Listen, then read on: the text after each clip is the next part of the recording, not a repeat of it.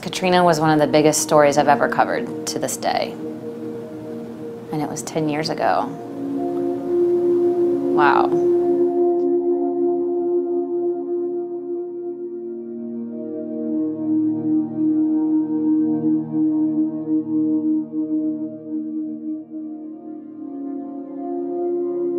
If it wasn't obvious to many Americans beforehand that there are problems involving race and poverty in this country, Katrina certainly opened everybody's eyes to that.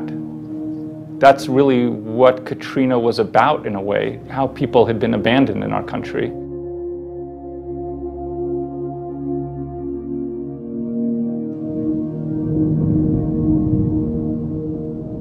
I can remember, looking out windows and watching, these huge wind-driven bands of rain, come across the parking lot, trees that were doubled over, and knowing then that this was a storm of the century. The disaster did not become in full view to us until the next morning. And that's when we woke up, and I can remember looking out and thinking, why is there water here? There was not water here when we went to sleep the night before. And it was within a couple of hours that we saw a reporter from the Associated Press. I will never forget that person telling us there has been a breach in the levee. This city is going to fill up with water. It had been all over the news that all these floodwaters were very toxic.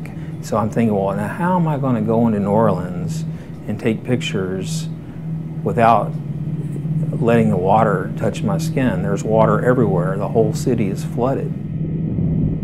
When we got there a week later, it was completely shocking, the state that the city was in. All of the things that we take for granted about what makes us civilized, all those rules were gone. Like when you run into someone, you pretty much assume they're not going to stab you to death and take your stuff.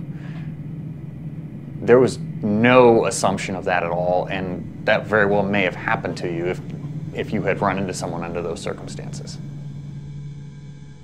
I think a lot of people probably describe it as a war zone at that period. And I think the reason they do is partly because there were soldiers basically deployed around the city, but also it just looked like something unnatural had ravaged the landscape.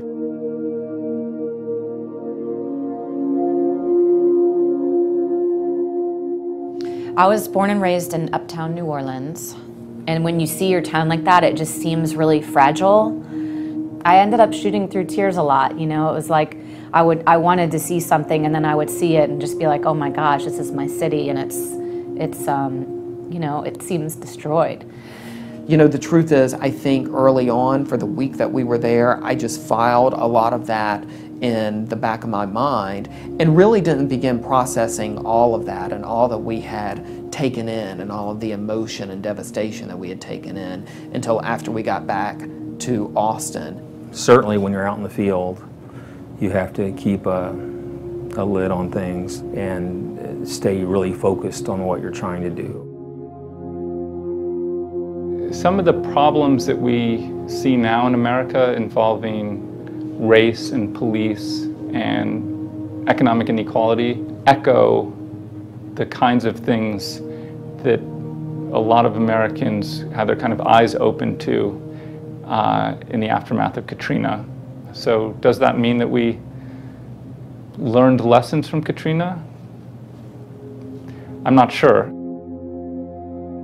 This country is capable of recovering from an awful lot, because you could make the argument Katrina was one of our biggest botched jobs ever, and we're still building that city again. It is diminished, it's still there.